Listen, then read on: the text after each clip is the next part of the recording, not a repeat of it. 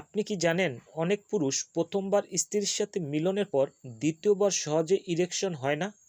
আজ আমরা জানব কেন এটি হয় এবং এর পিছনের কারণ কি।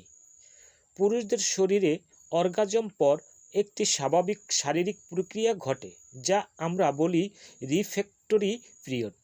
এই সময়ে শরীর নিজেকে বিশ্রামে রাখে, ফলে দ্বিতীয়বার ইরেকশন বা যৌন উত্তেজনা অনুভব করা কঠিন হয়। এই সময়কাল ব্যক্তিভেদে ভিন্ন হতে পারে। কেউ কয়েক মিনিটের মধ্যে আবার সক্ষম হয়, কেউ আবার কয়েক ঘন্টা পর্যন্ত সময় নেয়।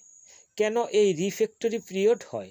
প্রথমে যৌন উত্তেজনার পর শরীরে হরমোনের স্তর পরিবর্তিত হয়, বিশেষত প্রোল্যাক্টিন এবং অক্সিটোসিন বৃদ্ধি এই সময়টিকে দীর্ঘ করে। নার্ভ ও হরমোনের মিলিত প্রভাব শরীরকে রিল্যাক্স করায় এবং পুনরায় ইরেকশন হওয়া দেরি হয়।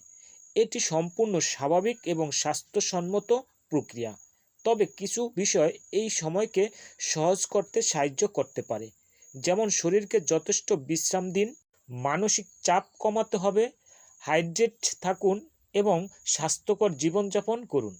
ধীর ও দীর্ঘ ফোরপ্লে করুন, যা শরীরকে নতুনভাবে উত্তেজিত করতে সাহায্য করে। তবে মনে রাখতে হবে, প্রত্যেক মানুষের শরীর আলাদা, তাই এটি সম্পূর্ণ স্বাভাবিক যে সময়কাল ভিন্ন হয়। সুতরাং দ্বিতীয়বার সহবাসের জন্য দেরি হওয়া স্বাভাবিক বিষয়।